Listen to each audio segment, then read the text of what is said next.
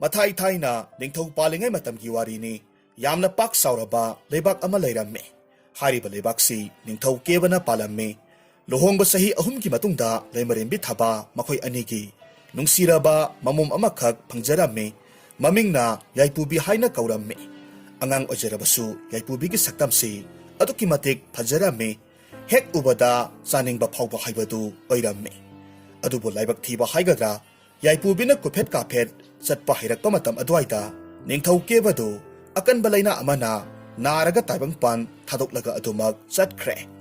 Mama Ibi Matabana, Mapagi Awatpa Amata Lehendana, Yaipubibu Saunanaba, Yoglaki, Asumna Matam Asumhokibana, Haujikti Yaipubi, Laisama Pung Pare. Adubu, Lembarin Bitabagi Matamoida, Masanupibu Yekpa, Horaklame, Maramdi, Ningthau Kebana Tawai Taramdagi Metup Aduda, Lan Tumpum Namag, Magi Masanupi, Yaipubida Loinamag, Ming Pansilamki. Masina Maram Oiraga, Taba, Masagi Aningba Apambadu, Taubada Atingba, Ayat Palaireklame. Nong Maginumit Amada, Yaipubidu, Manay Masel Kayagaloinena, Koiba Tok, Matamaduda, Taba, Laikol Amada Pamlaga, Wakal Muna Tauraga, Matanta Haijarame. Asukuin Aina, Mahakpul Hongduna Lerekbabu, Aigini Haiba, Lantum Amataheg, Mingtolam Daba. Haujikti Ay, Iningtam na Setpa Saba, Iningtam ba Pangdre. Isanupi Asina, Kayada Harauna, Momon Noktuna, Lairibano. Aina Masida, Ikutta, Iran Amatapaidaba Makai, Laiba. Masi, Aina Tungkoy na Hingbada, Awapam da Soydinamag, Tadoribani. Aduna Ay, Karigumba Lalong Amasindaba, Sukyayaroy Dauri. Karigumba Upayama Tauraga, Mahaki Mingtolse, Aina Pangdaba Yade. Wapamsi Kana Kana, Satpa Haurame, Mahaki Mapukningda, Masamak na Hek Boksaba Oirabasu, Kalakpa Kambanbagi Wakalna, Yeknabagum Kanba, Hauraklame, Matangi Anganba Ayukne, Miyay Oirap Taubi, Nupi Amakag, Ningtaugi Konungda, Laklame, Yaipubina, Ngakna Nupi Aduda, Yenglaga Hairame. Nahakpu kanano, Mapamsigi Miyoisu, Mande, Aibu Unaningi Haibabu, Kari Maramgino. Nupidu Yamna Lairaba Imungi Pizol Setli, Makut Anilo Naraga, Hairaki. Maza Ibema, Ay Yamna Lairaba, Misak Amani. Ay Atapalebak Amadagi, Laksavani. Iming na Saki Kawi. Mapamsida, Suba Yaba Sinpam Amatadi, Pinabiyo. Ay Hingbada Yamna Wari. Isa Humbu Takadra, Yungaw ba Ipuroy Babu, Senagadra. Hingbada Wasilakadagi, Tabak Tiba Lakjaribani. Oh, Pare Pare, Yengbada Nasadu, Yamna Sona Ure, Nangidamag, Asa Atakarapige, Maduhana Saro. Adugane, Nangi Tabakti, Aigi Amasung, Imagi Pamung, Upunungpu, Loshinba, Aduga Asa Atak, Putopusingi Tabakse, Masi Oina Tauro. Aduga Awamal Oina, Ka Kudingi Sel Manga Taradi, Pidauribane. Maza Ibema, Ontok na Nunga Jakre, Madu Oirabadi, Ay Yum Panbada, Awat Apamesin Badi, Soydanamag Ngamlaganito. Asumna Nimit Adudagi, Saki Kaubinupidu, Konungda Tabak Tauraga, Laikirami, Yaipubigi Masak Matau Pazaba, Puksel Sengba, Awat Palaitaba Mataududa, Laiba Kayagi Ningtau Amati, Maza Ibungo Kayamarumna, Taloy Oizaki Haiduna, Laklami, Adubu Yaipubi, Maduda Tawai Lupsindaba Makai, Karisu Toksaramde, Tabanasu, Karisu Hairamde, Maramdi, Lantumpum Namag, Magi Mingda Lairaba Matungda, Masanupibu Tajakiba, Pambagi Damakni.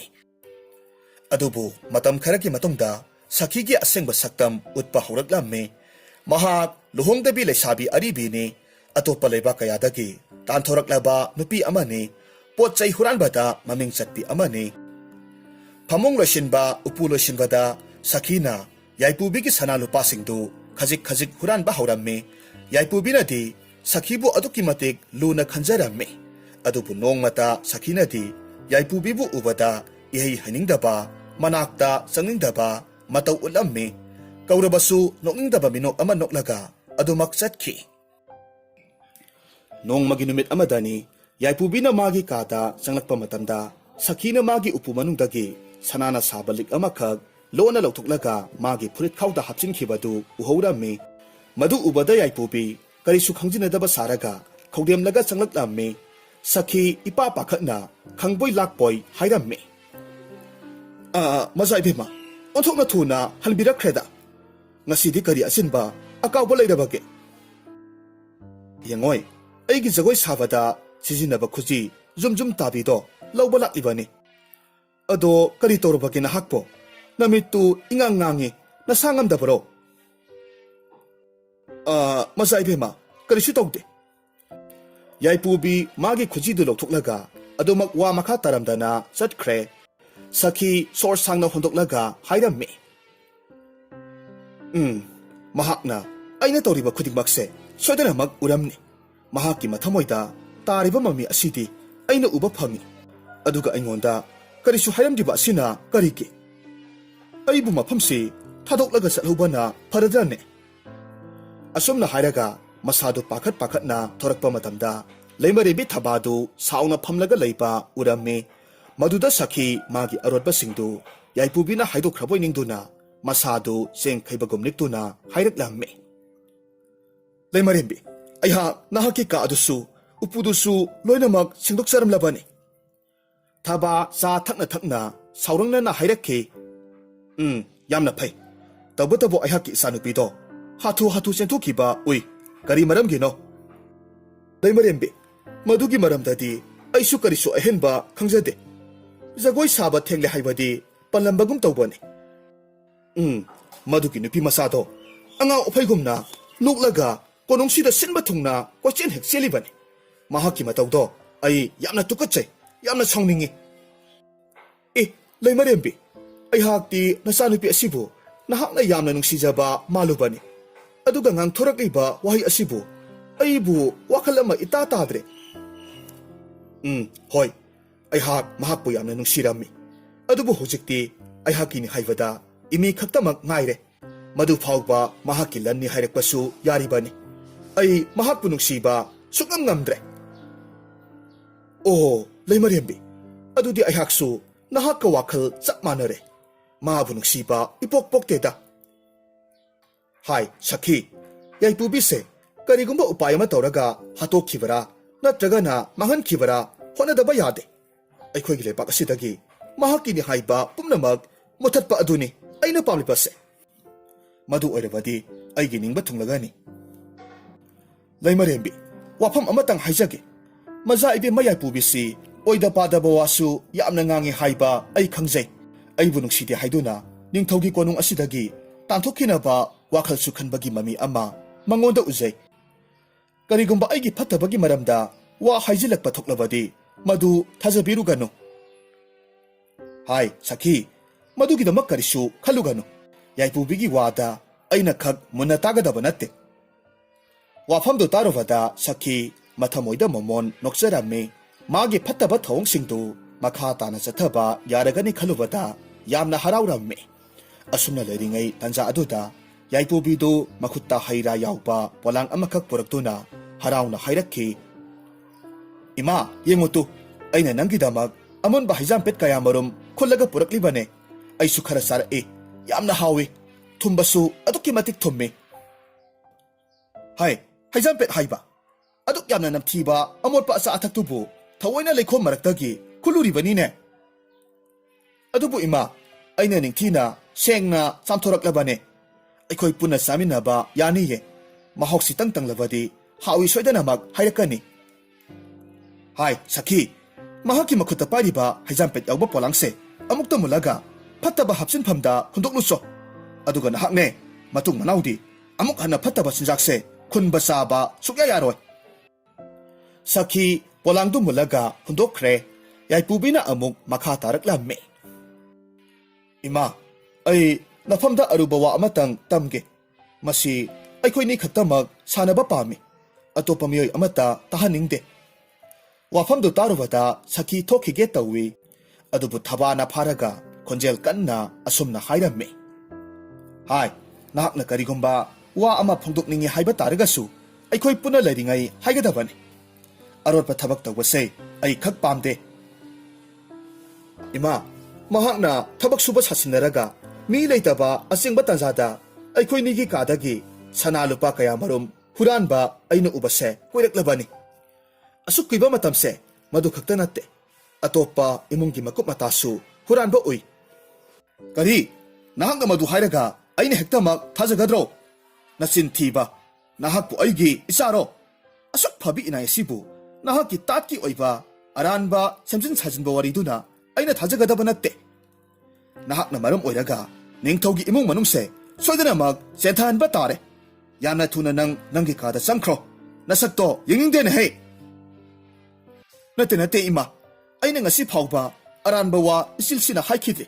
Aigi wase tajabiyo. Hai, yamna tuna nahaki kada sangkro, satlo. Natrabati nahak, sayrak soidana mag piraklagani. Yaipubi magi asumba waridu aranba tahalabaduda, upay laytana kaplaga magi kada sangkre, mathamoy sokna kaplingay mitkup adumaktada, saki sangsilaglammi. Wangang banandringay yaipubi ki makutu tap pairaga singlammi.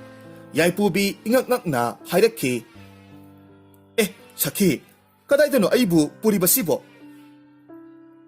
Maza aibema, masi laymarin bigiya thangni, aigi itungda inbirao. Se, masigi pi angawbase, nakokta kopsillo. Yaipubi karisu singnaba tawdana, wafam adumag ilammi, sagol gari amada sakina puraklammi, asum lakpana, mafam amada leplaga hairaki. Maza aibema, thokpiraklo, yaure. Yaipubi sagol gari dudagi kumtharaklammi, mafam dugi akoibadu yenglaka hairaki. Mafam sidi, ay amuk pawbo ukidri. Isiksi masibu umang natabrane. Maza aibema, mani. Yengotu, nahaki hek mangda uriba guhase, madubo yenghaluso haiduna, laymarinbina nahakpu takpiraklibani. Yaipubi harawnga sensilamme, guhadu yengtharaga hairamme. Onthoknabu phazakre, isingsisu yamna loy. Masidi nahan makai khangbu khanglude. Ngasi khaktamuk uriba asini. Aigi imase, onthokna phakre. Hoy, laymarin bise, yamna phay. Adubu maza ibema, ay hakpu waru biganu. Masi laymarin bigiya thangni.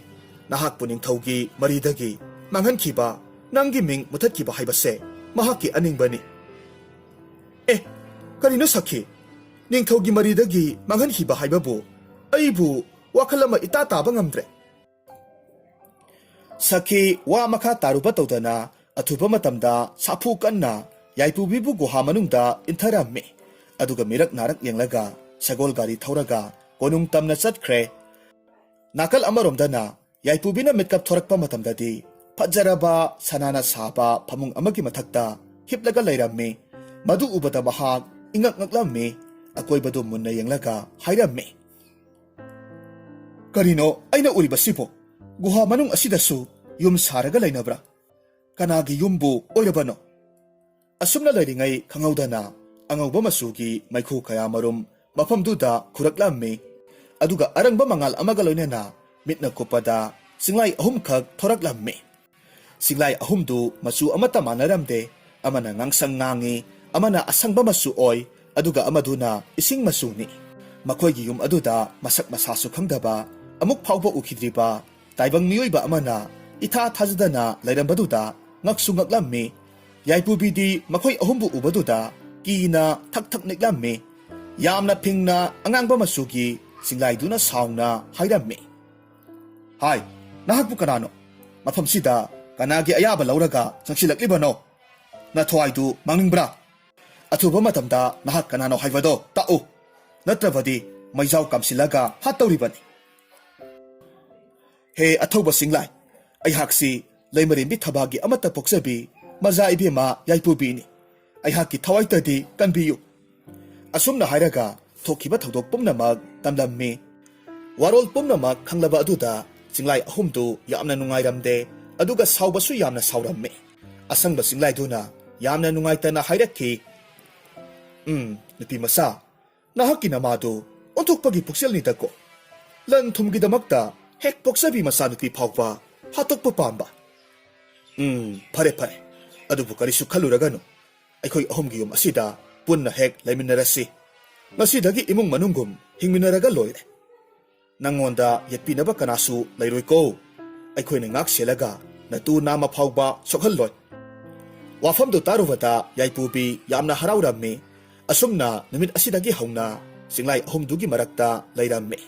ꯅꯨꯃꯤꯠ ꯍꯨꯝꯅꯤꯒꯤ ꯃꯇꯨꯡꯗꯅꯤ ꯁꯈꯤꯗꯨ ꯁꯅꯥꯕꯨꯟ ꯑꯃꯈꯛ ꯄꯥꯏꯔꯒ ꯒꯨꯍꯥꯗꯨꯗꯒꯤ ꯏꯁꯤꯡ ꯁꯣꯛꯄ ꯂꯥꯛꯂꯝꯃꯤ꯫ ꯃꯍꯥꯛꯅ ꯏꯁꯤꯡ ꯁꯣꯛꯂꯤꯕꯗꯨ ꯒꯨꯍꯥꯗꯨꯒꯤ ꯃꯅꯨꯡꯗ ꯂꯩꯔꯤꯕ ꯆꯤꯡꯂꯥꯏꯁꯤꯡ ꯑꯗꯨꯅ ꯎꯔꯝꯃꯤ꯫ ꯃꯔꯝ ꯑꯗꯨꯅ ꯍꯥꯏꯔꯛꯈꯤ, ꯅꯨꯄꯤ ꯃꯆꯥ, ꯃꯁꯤꯗ ꯏꯁꯤꯡ ꯁꯣꯛꯂꯤꯕ ꯅꯨꯄꯤ ꯑꯁꯤꯕꯨ ꯅꯍꯥꯛꯄꯨ ꯏꯟꯊꯨꯔꯝꯕ ꯅꯨꯄꯤꯗꯨꯔꯥ? ꯌꯥꯏꯄꯨꯕꯤ ꯃꯊꯛꯇ ꯌꯦꯡꯈꯠꯂꯒ ꯍꯥꯏꯔꯝꯃꯤ, ꯃꯍꯥꯛꯅꯅꯤ꯫ ꯑꯩꯅꯗꯤ ꯃꯥꯕꯨ ꯃꯤꯅꯨꯡꯁꯤ ꯄꯣꯛꯇꯨꯅ ꯊꯕꯛ ꯇꯧꯍꯜꯂꯨꯕꯅꯤ꯫ ꯑꯗꯨꯒ ꯃꯍꯥꯛ ꯃꯕꯨꯛ ꯁꯦꯡꯗꯕꯤ, ꯇꯧꯉꯝꯕꯤ, ꯍꯨꯔꯥꯟꯕꯤ ꯑꯣꯏꯔꯝꯂꯦ꯫ ꯑꯗꯨꯕꯨ ꯅꯨꯄꯤ ꯑꯁꯤꯅ ꯅꯍꯥꯛ ꯃꯐꯝꯁꯤꯗ ꯍꯤꯡꯂꯤ ꯍꯥꯏꯕꯁꯤ ꯈꯪꯗꯕ ꯖꯥꯠꯂꯣ? ꯃꯗꯨꯃꯗꯤ ꯈꯪꯂꯝꯗꯧꯕ ꯃꯥꯟꯗꯦ꯫ ꯑꯗꯨꯕꯨ ꯑꯩꯍꯥꯛ ꯍꯤꯡꯂꯤ ꯍꯥꯏꯕꯁꯦ ꯇꯥꯛꯂꯒꯦ꯫ ꯑꯁꯨꯝꯅ ꯍꯥꯏꯔꯒ ꯈꯣꯟꯖꯦꯜ ꯍꯧꯅ ꯁꯈꯤ ꯇꯥꯟꯅꯅꯕ ꯂꯥꯎꯔꯛꯈꯤ꯫ ꯍꯣ ꯑꯩꯒꯤ ꯏꯅꯥꯏꯅꯨꯕꯤ, ꯑꯩ ꯍꯧꯖꯤꯛꯁꯨ ꯁꯤꯗ꯭ꯔꯤ, ꯍꯤꯡꯂꯤ꯫ ꯑꯩꯒꯤ ꯏꯃꯥꯗ ꯃꯆꯥ ꯑꯩꯍꯥꯛ ꯅꯨꯡꯉꯥꯏꯅ ꯍꯤꯡꯂꯤ ꯍꯥꯏꯅ ꯇꯝꯕꯤꯌꯨ꯫ ꯈꯣꯟꯖꯦꯜꯗꯨ ꯇꯥꯔꯨꯕꯗ ꯏꯁꯤꯡ ꯁꯣꯛꯂꯝꯕꯗꯒꯤ ꯁꯈꯤ ꯈꯪꯄ꯭ꯔꯦꯛ ꯈꯪꯂꯝꯃꯤ꯫ ꯄꯥꯈꯠꯅ ꯍꯥꯏꯔꯛꯈꯤ, ꯃꯆꯥ ꯏꯕꯦꯝꯃ ꯌꯥꯏꯄꯨꯕꯤ, ꯅꯍꯥꯛ ꯀꯔꯤꯁꯨ ꯁꯣꯛꯇꯕ꯭ꯔꯥ?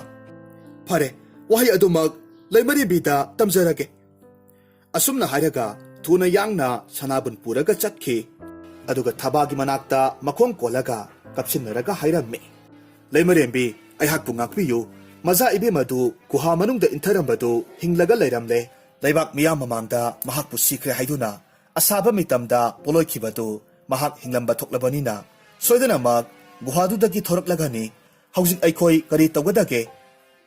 ꯑꯁꯨꯝꯅ ꯍꯥꯏꯔꯝꯃꯤ꯫ ꯂꯩꯃꯔꯦꯝꯕꯤꯅ ꯈꯨꯝꯃꯤ, ꯏꯌꯥ, ꯅꯍꯥꯛꯅ ꯑꯩꯍꯥꯛꯄꯨ ꯁꯥꯟꯅꯔꯤꯕ꯭ꯔꯣ? ꯁꯤꯔꯦ ꯍꯥꯏꯗꯨꯅ ꯍꯥꯏꯖꯤꯜꯂꯒ ꯁꯦꯜ ꯈꯥꯎꯖꯥꯎ ꯂꯧꯈ꯭ꯔꯒ ꯍꯧꯖꯤꯛꯅ ꯊꯕꯛ ꯄꯨꯝꯅꯃꯛ ꯂꯣꯏꯔꯒ ꯑꯩꯕꯨ ꯆꯪꯁꯤ ꯁꯤꯍꯜꯂꯒꯦ ꯍꯥꯏꯔꯤꯕ꯭ꯔꯣ? ꯂꯩꯃꯔꯦꯝꯕꯤ, ꯃꯍꯥꯛ ꯀꯔꯤꯁꯨ ꯁꯣꯛꯄ ꯃꯥꯟꯗꯦ꯫ ꯃꯔꯝꯗꯤ ꯃꯍꯥꯛꯀꯤ ꯈꯣꯟꯖꯦꯜꯗꯣ ꯌꯥꯝꯅ ꯁꯦꯡꯅ ꯈꯨꯝꯂꯛꯏ꯫ ꯃꯍꯥꯛ ꯁꯣꯏꯗꯅꯃꯛ ꯂꯃꯟ ꯈꯨꯝꯂꯛꯀꯗꯕ ꯃꯥꯜꯂꯤ꯫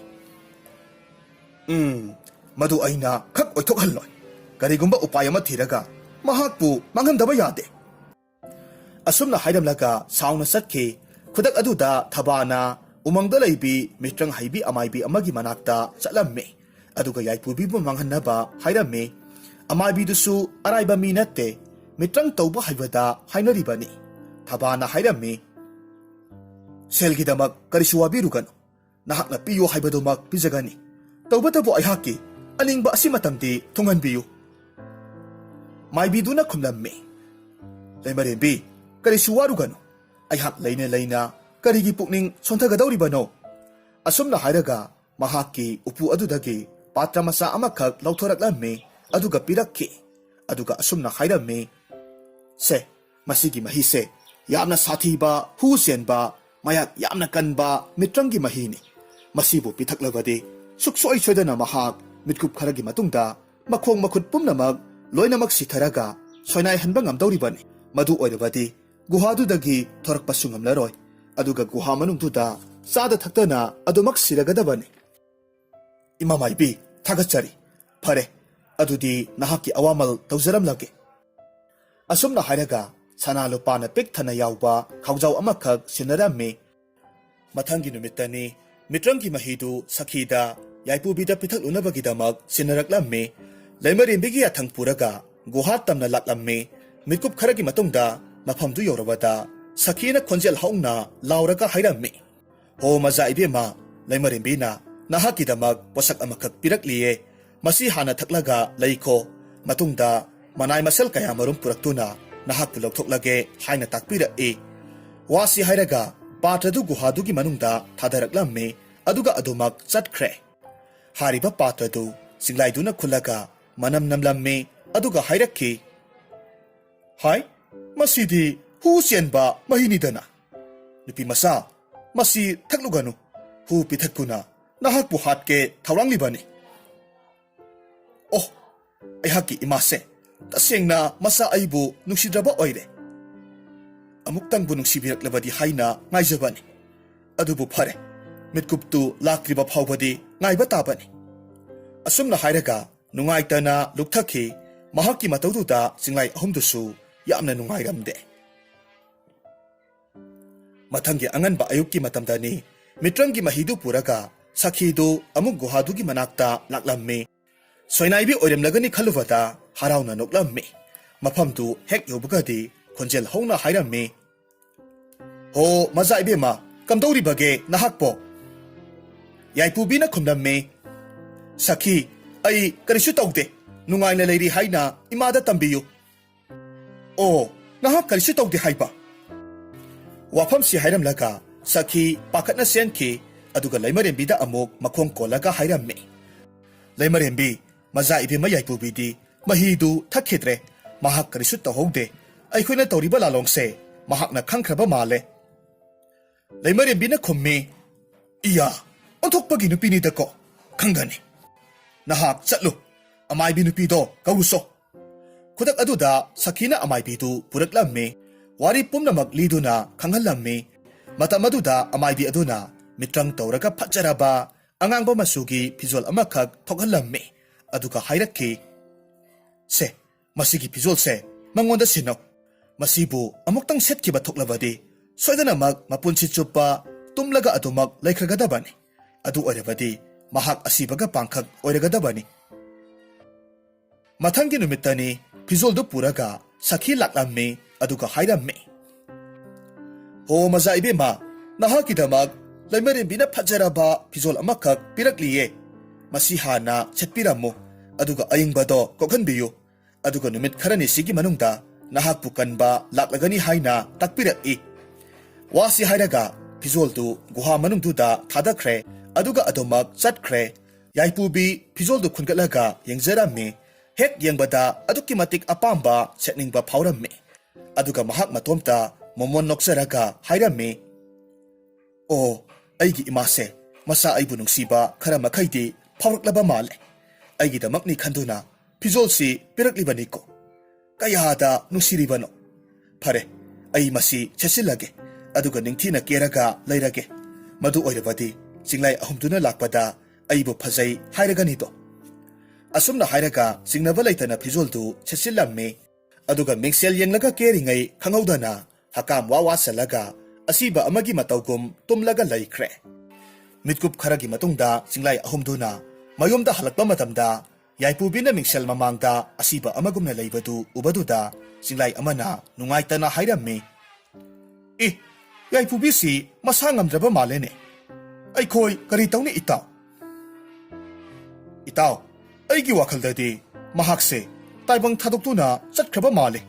Yengutu masase sukleng lengkhidre. Thawaiga hakchanga setoknakraba male. Oh onthokpanida asuk thuna nungaikhidreda. Nupi masasigi punsise naungna chatkraba. Asumna hainaraga singlai ahumdu ngaihakti sut kapnaramme. Yaipubida nungsina yenglamme. Tanza aduda angangwa singlai tuna nungaitana hairakki. Phare mase mahakki maraibaknani khandoklasi. Aikhoigi chatnabigi matung inna mahakki takpham thokpa mathau mangam pangthokhrasi. Asumna khanaraba matung singlai sing aduna yaipubigi haksangdu guhadudagi puthokpiraklamme. Saukhraba ipak amagi manakta pubiraklamme. Makhoigi chatnabigi matung inna asiba haksangdu hi amagi manungda hapchilaga lai katlaba matungda saukhraba ipak aduda tawtahankhiba asini. Chap manana singlai ahum adunasu yaipubigi damak tawbiramme. Asumna leptana hiduna asum purakpa asida ising ipak amagi mayada laiba ningthaugi konung amada yoksilaklamme. Mafamdu ningthau sanajawna konba lamdam amani. Mahakna konunggi saukhraba yumjawdugi mathaktagi asum yengtharakpa matamda laptakna hi amakhak isingi khongbalduda gag isilaga leibadu uraklamme. Matamduda mahakna hairamme. Hai kana lei taribra. Ada khongbanda uribase hi manbase karino haibadu munna yengo aduga mafamsida purakadabani. Khudak aduda manai khara satkre. Mitkup kharagi matungda isingna pungsot chotlabi masak matau phajarabi laisabi amakhak manai singna thanglaga puraklamme. Aduga hairakki. Iningthau hiduda lai kharaga masigi laisabi asibisiga masikhak yauramme. Ataidi karisu yawba urakte. Ningthau sanajawdi yaipubigi isam samjaba saktamdu urubaduda pungaw ngawkhre. Mitkuptana yenglingai tanja aduda ningthaugi asanba manai amaiba khelena yaipubigi makhut pairaga hairakki. Hi nupi masa asidi sidrina. Phatrabi mitrang haibi amagi khutagi ꯃꯄꯨꯟꯁꯤ ꯆꯨꯞꯄ ꯇꯨꯝꯂꯒ ꯁꯤꯍꯟꯅꯅꯕ ꯊꯧꯔꯥꯡ ꯇꯧꯕꯅꯤ꯫ ꯋꯥꯐꯝꯗꯨ ꯇꯥꯔꯨꯕꯗ ꯁꯅꯥꯖꯥꯎ ꯂꯥꯡꯇꯛꯅꯅ ꯍꯥꯏꯔꯛꯈꯤ, ꯑꯗꯨꯗꯤ ꯑꯃꯥꯏꯕ, ꯀꯔꯤ ꯀꯔꯝ ꯇꯧꯔꯒ ꯃꯍꯥꯛꯄꯨ ꯃꯤꯇ꯭ꯔꯪ ꯑꯁꯤꯗꯒꯤ ꯐꯍꯟꯗꯧꯔꯤꯕꯅꯣ? ꯏꯅꯤꯡꯊꯧ, ꯀꯔꯤꯁꯨ ꯋꯥꯔꯨꯒꯅꯨ꯫ ꯑꯃꯥꯏꯕ ꯈꯦꯂꯦꯟ ꯑꯩꯉꯣꯟꯗꯗꯤ ꯃꯁꯤꯒꯤ ꯊꯕꯛꯁꯤꯗꯤ ꯌꯥꯝꯅ ꯂꯥꯏꯈ꯭ꯔꯕ ꯄꯣꯠꯅꯤ꯫ ꯃꯍꯥꯛꯅ ꯁꯦꯠꯂꯤꯕ ꯃꯤꯇ꯭ꯔꯪꯒꯤ ꯐꯤꯖꯣꯜꯁꯦ ꯃꯁꯤꯕꯨ ꯍꯣꯡꯗꯣꯛꯄꯤꯔꯕꯗꯤ ꯃꯍꯥꯛꯀꯤ ꯑꯅꯥꯕꯁꯦ ꯐꯗꯧꯔꯤꯕꯅꯤ꯫ ꯅꯤꯡꯊꯧꯅ ꯍꯥꯏꯔꯝꯃꯤ, ꯍꯥꯏ ꯀꯅꯥ ꯂꯩ?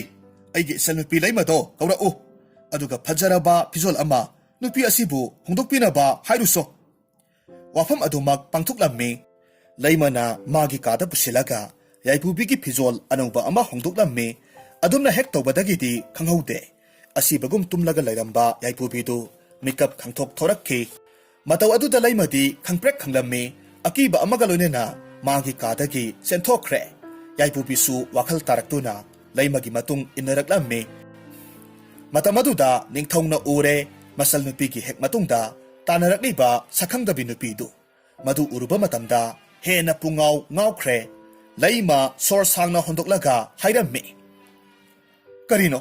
ꯑꯁꯤꯕ ꯅꯨꯄꯤꯁꯤꯕꯨ ꯍꯤꯡꯒꯠꯂꯛꯄꯁꯤꯕꯨ ꯍꯧꯅꯕ꯭ꯔꯣ? ꯃꯁꯤꯕꯨ ꯕꯨꯠ ꯑꯣꯏꯔꯝꯒꯅꯤꯌꯦ꯫ ꯑꯩ ꯀꯤꯖꯕꯅ ꯏꯁꯥꯁꯦ ꯊꯛ ꯊꯛ ꯅꯤꯛꯂꯦ꯫ ꯋꯥꯐꯝꯗꯨ ꯇꯥꯔꯨꯕꯗ ꯌꯥꯏꯄꯨꯕꯤ ꯉꯛꯅ ꯈꯨꯝꯂꯛꯈꯤ, ꯀꯔꯤꯅꯣ ꯅꯍꯥꯛꯅ ꯍꯥꯏꯔꯤꯕꯗꯨꯕꯣ? ꯑꯩ ꯁꯤꯗ꯭ꯔꯤꯌꯦ, ꯍꯤꯡꯂꯤꯕꯁꯤꯗꯤ꯫ ꯑꯗꯨꯒ ꯃꯇꯧ ꯀꯔꯝꯅꯅꯣ ꯑꯩꯅ ꯃꯐꯝꯁꯤꯗ ꯌꯧꯔꯛꯂꯤꯕ ꯑꯁꯤꯕꯣ? ꯑꯩ ꯋꯥꯈꯜ ꯇꯥꯗ꯭ꯔꯦ꯫ ꯑꯃꯥꯏꯕ ꯈꯦꯂꯦꯟꯅ ꯅꯣꯛꯂꯒ ꯍꯥꯏꯔꯛꯈꯤ, ꯅꯨꯄꯤ ꯃꯆꯥ, ꯅꯍꯥꯛꯁꯦ ꯃꯁꯤꯒꯤ ꯐꯖꯈ꯭ꯔꯕ ꯐꯤꯖꯣꯜꯁꯦ ꯁꯦꯠꯂꯨꯕꯗꯒꯤ ꯃꯤꯇ꯭ꯔꯪ ꯇꯧꯈꯤꯗꯨꯅ ꯇꯨꯝꯈꯤꯕꯅꯤ꯫ ꯑꯗꯨꯕꯨ ꯍꯧꯖꯤꯛꯇꯤ ꯀꯔꯤꯁꯨ ꯈꯜꯂꯨꯔꯒꯅꯨ, ꯄꯨꯝꯅꯃꯛ ꯃꯗꯨꯗꯒꯤ ꯅꯥꯟꯊꯣꯛꯂꯕꯅꯤꯀꯣ꯫ ꯑꯣꯍꯣ, ꯑꯩꯅ ꯈꯜꯂꯨꯔꯤꯕ ꯑꯁꯤꯗꯤ ꯇꯥꯏꯌꯣꯟꯅꯔꯕꯀꯣ꯫ ꯋꯥꯍꯩ ꯑꯁꯤ ꯍꯥꯏꯔꯒ ꯊꯃꯣꯏ ꯁꯣꯛꯅ ꯀꯞꯂꯝꯃꯤ꯫ ꯁꯅꯥꯖꯥꯎꯅ ꯅꯨꯡꯉꯥꯏꯇꯅ ꯍꯪꯂꯛꯈꯤ, ꯁꯛꯍꯦꯜꯂꯕꯤ, ꯅꯍꯥꯛꯄꯨ ꯀꯅꯥꯅꯣ? ꯃꯇꯧ ꯀꯔꯝꯅ ꯑꯁꯨꯝꯅ ꯑꯣꯏꯔꯛꯄꯅꯣ? ꯌꯥꯏꯄꯨꯕꯤꯅ ꯃꯍꯥꯛꯀꯤ ꯍꯧꯈ꯭ꯔꯕ ꯊꯧꯗꯣꯛ ꯄꯨꯝꯅꯃꯛ ꯇꯝꯂꯒ ꯇꯥꯍꯜꯂꯝꯃꯤ꯫ ꯑꯗꯨꯒ ꯍꯥꯏꯔꯛꯈꯤ, ꯑꯩꯍꯥꯛꯀꯤ ꯄꯨꯟꯁꯤꯁꯦ ꯆꯤꯡꯂꯥꯏ ꯑꯍꯨꯝꯗꯨꯅ ꯀꯟꯕꯤꯔꯛꯈꯤꯕꯅꯤ꯫ ꯑꯗꯨꯕꯨ ꯑꯩꯅ ꯇꯨꯝꯂꯒ ꯂꯩꯕ ꯑꯁꯤꯗ ꯁꯤꯔꯦ ꯈꯟꯕꯗꯒꯤ ꯑꯩꯕꯨ ꯏꯁꯤꯡꯗ ꯇꯥꯎꯊꯍꯜꯂꯛꯈꯤꯕ ꯑꯣꯏꯔꯝꯒꯅꯤꯌꯦ꯫ ꯍꯧꯖꯤꯛꯇꯤ ꯑꯩ ꯍꯤꯡꯂꯨꯕꯒꯤ ꯀꯔꯤꯁꯨ ꯀꯥꯟꯅꯗ꯭ꯔꯦ꯫ ꯁꯛꯍꯦꯜꯂꯕꯤ, ꯃꯗꯨꯒꯤꯗꯃꯛ ꯀꯔꯤꯁꯨ ꯈꯜꯂꯨꯔꯒꯅꯨ꯫ ꯑꯩꯍꯥꯛꯀꯤ ꯀꯣꯅꯨꯡꯁꯤꯗ ꯅꯨꯡꯉꯥꯏꯅ ꯑꯗꯨꯝ ꯂꯩꯊꯣꯛꯎ꯫ ꯅꯤꯡꯊꯧꯗꯨꯒꯤ ꯃꯆꯜ ꯅꯨꯄꯤꯗꯨꯅ ꯑꯃꯨꯛ ꯍꯥꯏꯔꯛꯈꯤ, ꯏꯆꯦ, ꯑꯩ ꯏꯕꯨꯡ ꯁꯅꯥꯖꯥꯎꯒꯤ ꯃꯆꯜ ꯅꯨꯄꯤꯅꯤ꯫ ꯃꯤꯡꯅ ꯂꯩꯃ ꯀꯧꯏ꯫ ꯑꯩꯍꯥꯛꯀꯤ ꯃꯔꯨꯞ ꯀꯅꯥꯁꯨ ꯂꯩꯇ꯭ꯔꯤꯕꯅꯤ꯫ ꯅꯍꯥꯛ ꯂꯥꯛꯄꯁꯦ ꯌꯥꯝꯅ ꯐꯔꯦ꯫ ꯅꯨꯡꯉꯥꯏꯅ ꯂꯩꯃꯤꯟꯅꯔꯁꯤ ꯉꯁꯤꯗꯒꯤꯗꯤ꯫ ꯑꯁꯨꯝꯅ ꯅꯨꯃꯤꯠ ꯅꯤꯅꯤ ꯍꯨꯝꯅꯤꯃꯨꯛꯇꯤ ꯍꯧꯖꯤꯟꯈ꯭ꯔꯦ꯫ ꯁꯅꯥꯖꯥꯎꯗꯤ ꯌꯥꯏꯄꯨꯕꯤꯒꯤ ꯅꯨꯡꯁꯤꯕꯗꯨ ꯐꯨꯝꯂꯒ ꯊꯝꯕ ꯉꯝꯁꯤꯜꯂꯛꯇ꯭ꯔꯦ꯫ ꯃꯔꯝ ꯑꯁꯤꯅ ꯐꯣꯡꯗꯣꯛꯂꯒꯦ ꯈꯟꯗꯨꯅ ꯂꯩꯀꯣꯜ ꯑꯃꯗ ꯃꯈꯣꯏ ꯑꯅꯤꯇꯃꯛ ꯎꯅꯔꯝꯃꯤ꯫ ꯌꯥꯏꯄꯨꯕꯤꯅ ꯍꯥꯏꯔꯛꯈꯤ, ꯏꯅꯤꯡꯊꯧ, ꯃꯐꯝꯁꯤꯗꯤ ꯑꯣꯟꯊꯣꯛꯅꯕꯨ ꯐꯖꯈ꯭ꯔꯦ꯫ ꯑꯗꯣ ꯑꯩꯍꯥꯛꯄꯨ ꯀꯧꯕꯤꯕꯕꯨ ꯀꯔꯤ ꯇꯥꯛꯄꯤꯒꯗꯧꯔꯤꯕꯅꯣ? ꯁꯛꯍꯦꯜꯂꯕꯤ, ꯅꯍꯥꯛ ꯂꯥꯟꯅꯗꯤ ꯈꯟꯕꯤꯒꯅꯨ꯫ ꯑꯩ ꯇꯁꯦꯡꯅ ꯅꯍꯥꯛꯄꯨ ꯑꯍꯥꯟꯕ ꯎꯖꯔꯨꯕ ꯃꯤꯠꯀꯨꯞ ꯑꯗꯨꯃꯛꯇꯗ ꯑꯄꯥꯝ ꯅꯨꯡꯁꯤ ꯄꯣꯛꯆꯈ꯭ꯔꯦ꯫ ꯑꯗꯨꯅ ꯌꯥꯔꯕꯗꯤ ꯑꯩꯍꯥꯛꯀꯤ ꯇꯥꯂꯣꯏ ꯑꯣꯏꯕꯤꯌꯨ ꯍꯥꯏꯕꯕꯨ꯫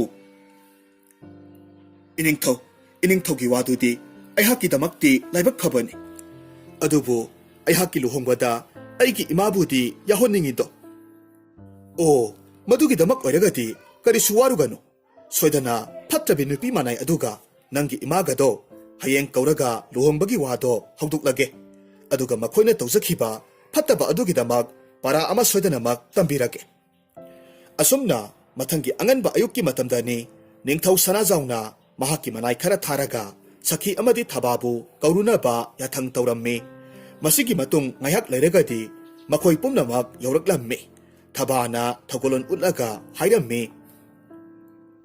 ꯅꯨꯄꯥ ꯃꯆꯥ, ꯑꯩꯈꯣꯏꯕꯨ ꯀꯧꯕꯗꯤ ꯀꯔꯤ ꯂꯩꯔꯕꯒꯦ? ꯏꯃꯥꯒꯨꯝꯂꯕꯤ, ꯑꯩꯍꯥꯛ ꯅꯍꯥꯛꯀꯤ ꯅꯆꯥꯅꯨꯄꯤꯗꯨꯒ ꯂꯨꯍꯣꯡꯕ ꯄꯥꯝꯖꯩ꯫ ꯅꯨꯄꯥ ꯃꯆꯥ, ꯅꯍꯥꯛ ꯇꯥꯗ꯭ꯔꯤꯕꯔꯣ? ꯑꯩꯍꯥꯛꯀꯤ ꯏꯆꯥꯅꯨꯄꯤꯗꯨꯗꯤ ꯃꯇꯝ ꯈꯔꯒꯤ ꯃꯃꯥꯡꯗꯒꯤ ꯇꯥꯏꯕꯪ ꯊꯥꯗꯣꯛꯇꯨꯅ ꯆꯠꯈ꯭ꯔꯦ ꯍꯥꯏꯕꯁꯤ ꯇꯥꯗ꯭ꯔꯤꯕꯔꯣ? ꯅꯠꯇ꯭ꯔꯒꯅ ꯈꯪꯅ ꯈꯪꯅ ꯑꯩꯍꯥꯛꯄꯨ ꯀꯧꯔꯒ ꯀꯔꯦꯝꯅꯔꯤꯕ꯭ꯔꯣ? ꯏꯃꯥꯒꯨꯝꯂꯕꯤ, ꯀꯅꯥꯅ ꯌꯥꯏꯄꯨꯕꯤꯕꯨ ꯂꯩꯈꯤꯗ꯭ꯔꯦ ꯍꯥꯏꯔꯤꯕꯅꯣ? ꯋꯥꯐꯝꯁꯤ ꯍꯥꯏꯗꯨꯅ ꯌꯥꯏꯄꯨꯕꯤꯗꯨ ꯏꯃꯨꯡꯗꯒꯤ ꯀꯧꯊꯣꯛꯂꯝꯃꯤ꯫ ꯀꯔꯤꯁꯨ ꯇꯧꯗꯅ ꯌꯥꯏꯄꯨꯕꯤꯗꯨ ꯐꯖꯔꯕ ꯐꯤꯖꯣꯜ ꯁꯦꯠꯂꯒ ꯃꯣꯃꯣꯟ ꯅꯣꯛꯂꯒ ꯊꯣꯔꯛꯄꯗꯨ ꯎꯕꯗꯨꯗ ꯃꯅꯥꯏ ꯅꯨꯄꯤ ꯁꯈꯤ ꯑꯃꯗꯤ ꯊꯕꯥꯗꯤ pungak ngakre. Taza adumaktata hanadagi sillaga thamkraba lang amana sakhi amadi thababu phajilamme. Yaipubina hairammi. Haujikti nakhoi ani amuk aihakna khangkhiba chainato matam kharadi khangu. Laimarembina khummi. Nate imagi ibema aikhoibu thadokpiyu aihak lankre. Matung amuk hanna tawkhra aihaki ahenba wakhalna lan thumda khak khalubana aranba thabakto tawkhibani. Sakhina hairammi masa ibema aihak pusu amuk tangakpiyu. Migi mapot masay huranba thadoktuna isagi humang mamalna suzaraga chajaba tamlake. Matung amuk hanna tawkhraro.